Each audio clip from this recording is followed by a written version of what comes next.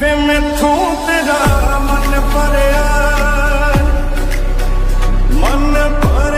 बदल। কেমন আছো? আমি আশা করি তোমরা ভালো আছো। আমি কিন্তু ভালো নেই। কদিন ধরে এমন মন খারাপ, এমনই এ একটা মেয়েকে এভাবে যে তারা হত্যা করে দিবে, এত কষ্ট দিয়ে, এত করে।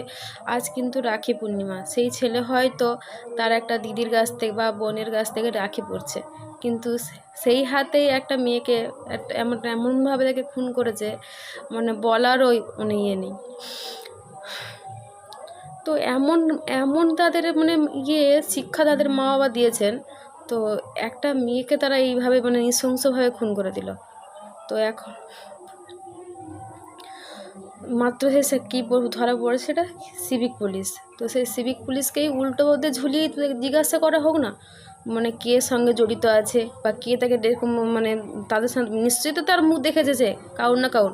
তো তার কাছ যদি ভাববো দোষীরা কখনো যদি ধরা না পড়ে বা দোষীদের কোনো যদি শাস্তি না হয়, তাহলে ভাববো এদেশে কোনো আইন বলে কিছুই নেই।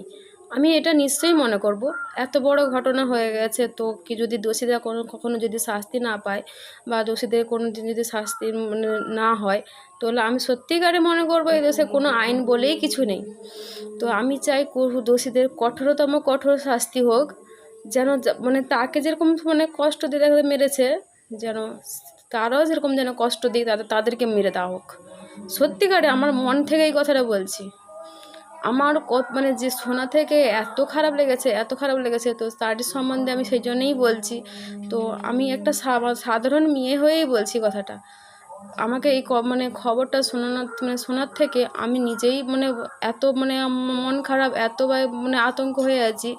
আমরা যে আমাদের বা কন্যা সন্তানকে বড় করব, পরবর্তী একটা যদি কিছু করব, কিসের ইয়েতে এত মনের ভিতরে পরবর্তী প্রজন্মে কী যে হবে ভগবানই জানে।